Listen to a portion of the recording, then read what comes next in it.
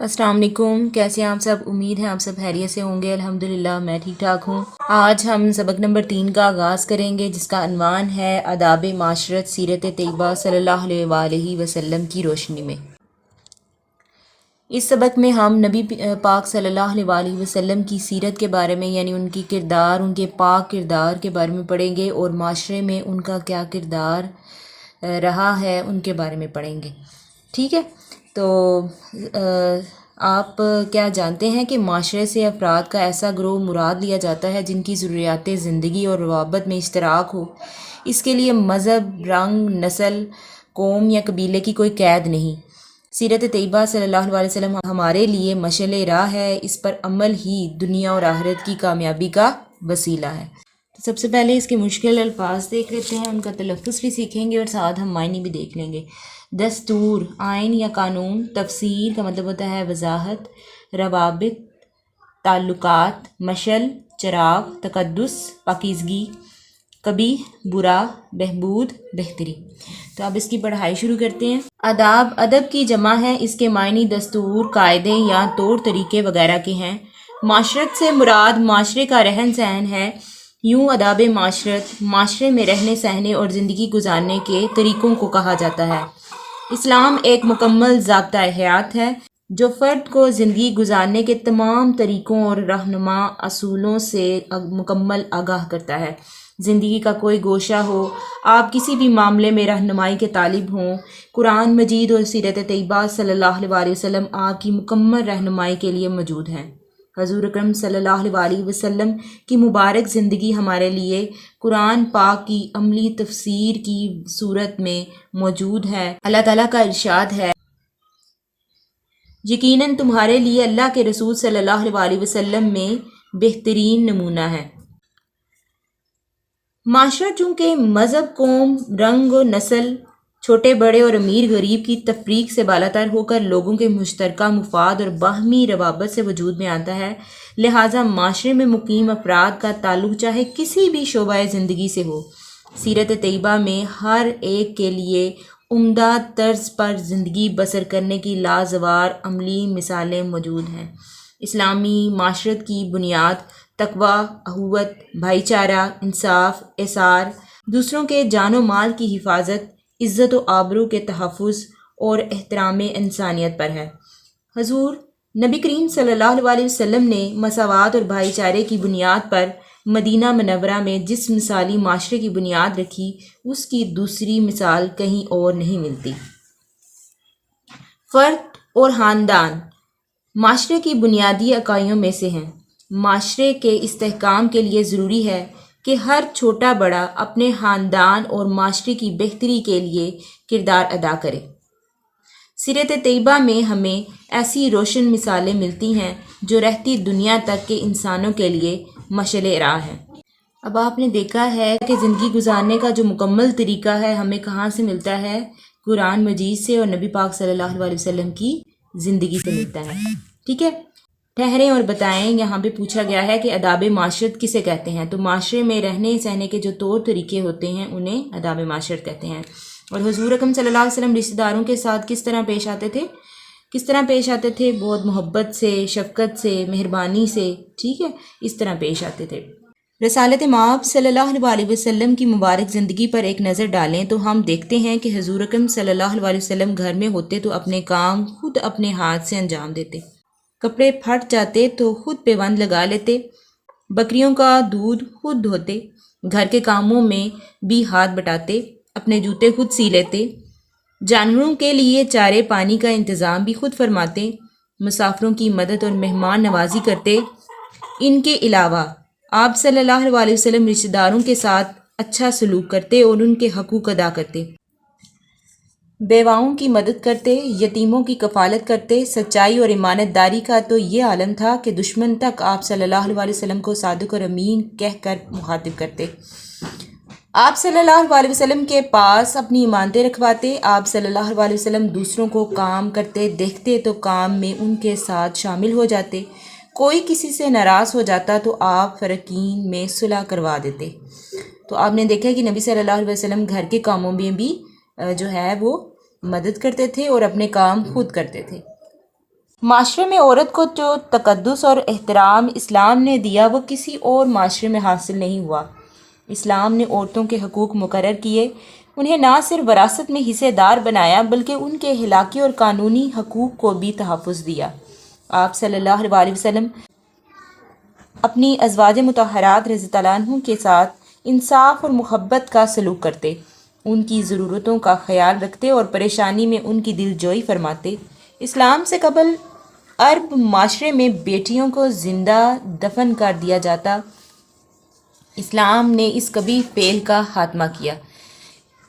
اسلام نے اس قبیح فعل کا مطلب برے کام کا جو ہے وہ اس کو ختم کیا تھا، یعنی عورتوں کو جو ہے وہ برا سلوک کیا جاتا تھا اور لڑکیوں کو زندہ درگور یعنی زندہ ہی قبر میں ڈال کے اوپر مٹی ڈال دی جاتی تھی، لیکن اسلام نے عورتوں کو عزت کا مقام دیا۔ آپ صلی اللہ علیہ وسلم اپنی بیٹی حضرت فاطمہ الزہرا رضی اللہ تعالیٰ عنہ کی آمد پر کھڑے ہو کر ان کا استقبال کرتے، کہیں سفر پر جاتے تو سب سے آخر میں بیٹی سے مل کر جاتے، جبکہ سفر سے واپسی پر سب سے پہلے ان سے آ کر ملتے۔ اسلام نے پرامن معاشرے کی بنیاد رکھی۔ حضور اکرم صلی اللہ علیہ وسلم ہجرت کر کے جب مکہ سے مدینہ منورہ تشریف لائے تو آپ صلی اللہ علیہ وسلم نے معاشرے میں بھائی چارے کا نظام قائم کیا۔ مہاجرین اور انصار آپس میں بھائی بھائی بن گئے۔ امن و امان قائم رکھنے کے لیے آپ صلی اللہ علیہ وسلم نے مساک مدینہ کے تحت کئی قبیلوں سے صلح اور امن کے معاہدے کیے۔ تو آپ نے دیکھا کہ نبی صلی اللہ علیہ وسلم نے مسلمانوں میں یعنی مہاجر اور انصار کے درمیان، مہاجر وہ تھے جو مکہ سے ہجرت کر کے مدینہ گئے تھے، اور انصار جو اس وقت کے مدینے کے رہنے والے لوگ تھے، ان میں بھائی چارہ یعنی بھائی بھائی کا رشتہ قائم کیا تھا۔ مساک مدینہ کے تمام نکات کے پیچھے امن، نیکی، انصاف اور خیر کی سوچ کار فرما تھی۔ یہ معاہدہ دنیا کے پہلے تحریری دستور کی حیثیت رکھتا ہے۔ اس معاہدے میں جہاں مسلمانوں کو عدل و انصاف کرنے اور آپس میں بھائی بھائی بن کر رہنے کا پابند کیا گیا، وہیں غیر مسلموں کے حقوق اور ذمہ داریوں کو بھی تحفظ فراہم کیا گیا۔ اس معاہدے کی نوعیت اگرچہ دفاعی تھی، لیکن باریک بینی سے دیکھا جائے تو یہ معاہدہ ہی آگے چل کر ایک مثالی نظریاتی اور فلاحی ریاست کے قیام کا موجب بنا۔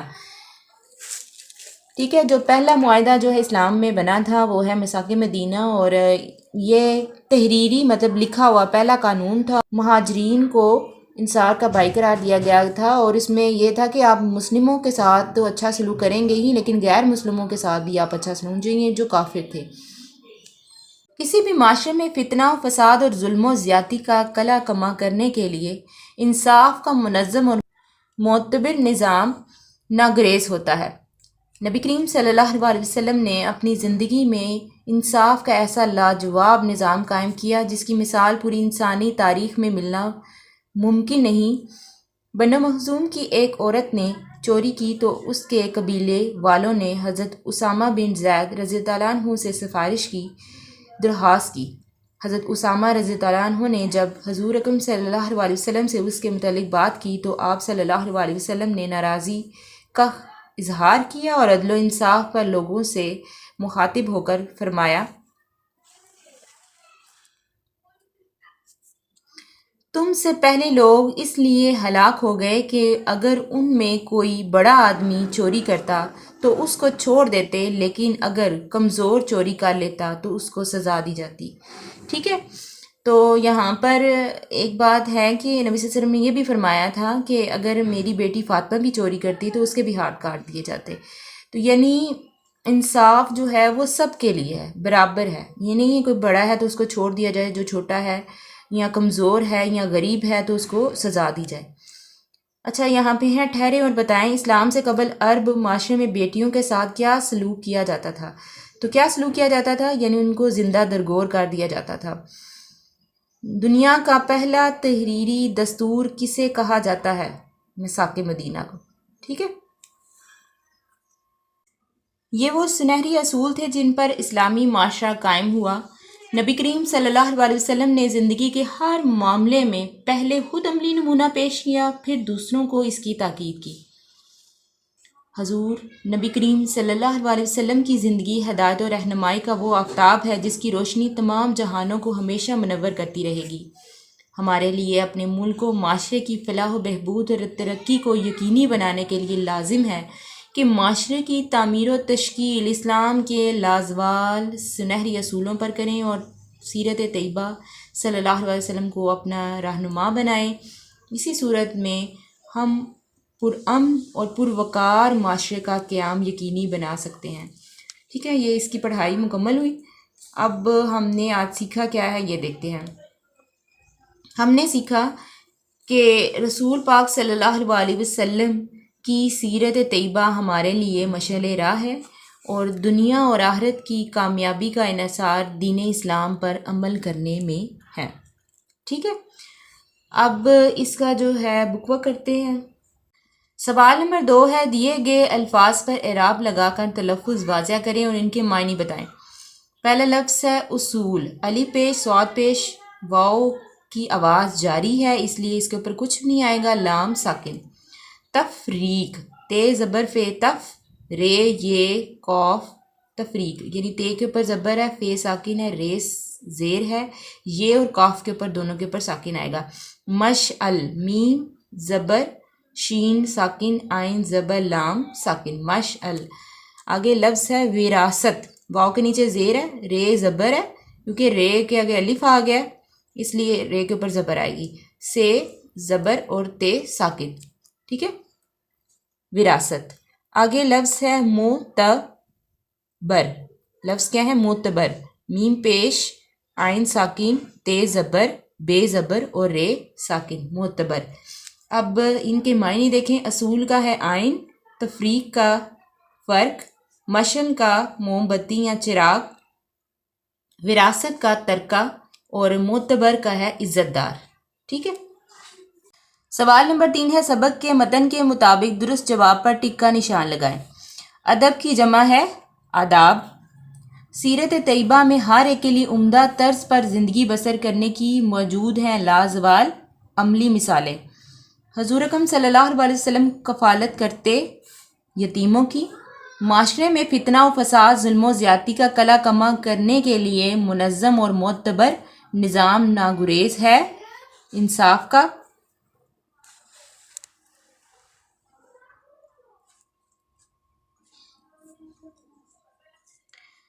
اگر کمزور چوری کر لیتا تو اس کو سزا دی جاتی۔ آگے سوال نمبر 4 ہے، اس سبق کا خلاصہ اپنے الفاظ میں تحریر کریں، تو یہ ہم دوسرے لیکچر میں کریں گے۔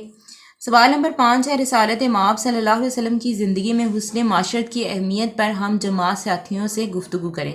تو آپ نے آج جو نبی صلی اللہ علیہ وسلم کے بارے میں پڑھا ہے اور اس کے علاوہ بھی آپ مختلف کتابوں سے جو ہے وہ اس کو پڑھ کے جو ہے ایک دوسرے سے آپ بات کر سکتے ہیں، تو یہ آپ کا عملی کام ہے۔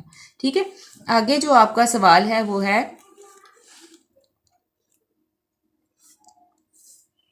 سوال نمبر 6، دیے گئے معمے سے مدد لے کر زیادہ سے زیادہ الفاظ بنائیں۔ اب یہ دیکھیں، رے واو نون کا رونق، الف رے میم الما نون ارمان، توئیں الف تا لام بے طالب، آئین لام میم علم طالب علم۔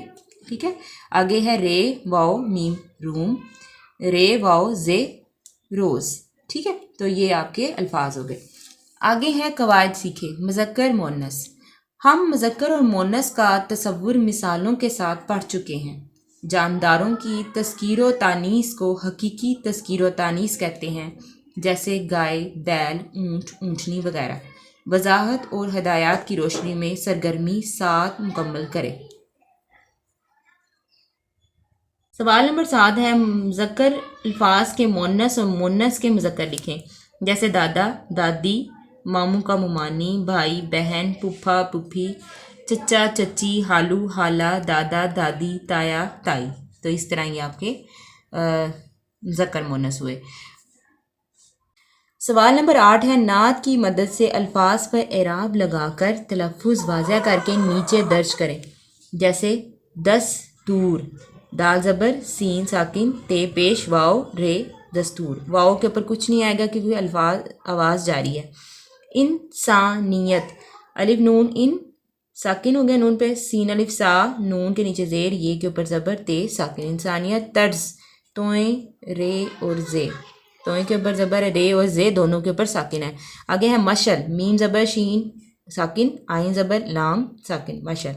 मुनव्विर, मीम पेश, नून ज़बर, वाव ज़ेर और रे साकिन, मुनव्विर। मुतरादिफ अल्फाज, ऐसे अल्फाज जो लिखने में तो मुख्तलिफ हों मगर इनके मायने आपस में एक जैसे या मिलते जुलते हों, मुतरादिफ अल्फाज कहलाते हैं। मसलन खुर्शीद और सूरज, तपिश और हरारत, बातचीत और गुफ्तगू वगैरह। इनके ये जोड़े मुतरादिफ अल्फाज पर मुश्तमिल हैं। सवाल नंबर 9 है, दर्ज झैल इबारत में नुमाया किए गए अल्फाज के मुतरादिफ तलाश करें और इनकी फ़हरिस्त मुरतब करें। जैसे ये पैराग्राफ है, इसमें हमने मुतरादिफ अल्फाज ढूंढने हैं और उनको कॉपी पे लिखेंगे, ठीक है। ज़िंदगी बेहद खूबसूरत, हसीन और दिलकश है। हमें इसकी कदर व कीमत को महसूस करना चाहिए। हमें इस नादिर और नायाब शय को दिल पसंद बनाने के लिए मुसलसल मेहनत, मुशक्क़त और जुस्तजू से काम लेना चाहिए। यही कोशिश हमारी कामयाबी का रास्ता बनेगी,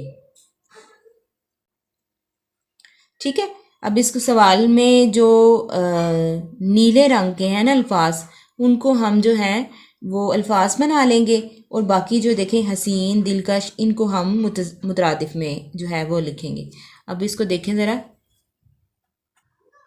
जैसे हम तारीख़ लिख लेंगे, जमात का काम, सबक नंबर 3, अदाब माशरत सीरत तैयबा सल्लल्लाहु अलैहि वसल्लम की रोशनी में, ठीक है। अब सवाल नंबर 9 है कि दर्ज झैल इबारत में नुमाया किए गए अल्फाज के मुतरादिफ तलाश करें और इनकी फ़हरिस्त मुरतब करें। तो हम ये किस तरह करेंगे, सवाल इस तरह, ठीक है। यानी खूबसूरत है तो हसीन, दिलकश, कदर है तो कीमत, नादिर है नायाब, दिल पसंद, महबूब, दिल पसंद है तो महबूब, मेहनत, मुशक्क़त, जुस्तजू, कोशिश, ठीक है। मुतज़ाद अल्फाज, ऐसे अल्फाज जो एक दूसरे की ज़िद या एक दूसरे के उल्ट हों मुतज़ाद अल्फाज कहलाते हैं। जैसे हज़ां का मुतज़ाद बहार और गुनाह का मुतज़ाद सवाब है। सवाल नंबर 10 है, दर्ज झैल इबारत में नुमाया किए गए अल्फाज के मुतज़ाद तलाश करें और इनकी फ़हरिस्त मुरतब करें। जैसे ज़िंदगी का हर लम्हा, दुख सुख, अच्छे बुरे, ऊंच नीच, मसरत व गम और फ़तह व शिकस्त से तरतीब पाता है। ज़िंदगी की मुश्किलों का मुकाबला करना और मायूस होकर कभी हार ना मानना पुरउम्मीद और बहादुर लोगों का शेवा है।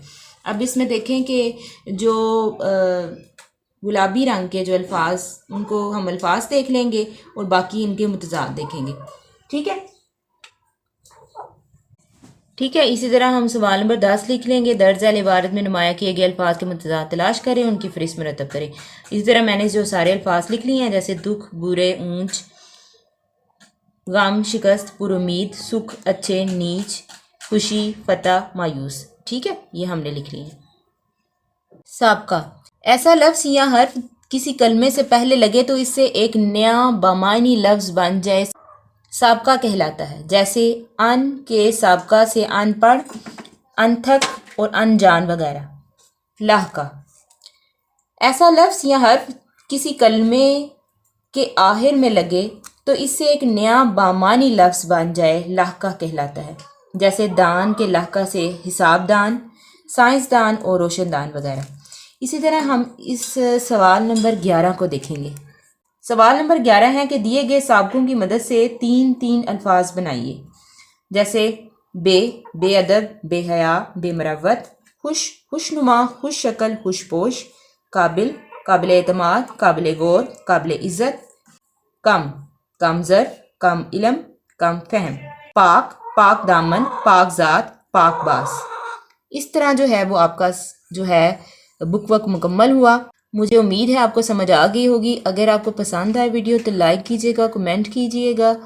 मुझे दें इजाज़त, दुआओं में याद रखिएगा। अल्लाह हाफिज़।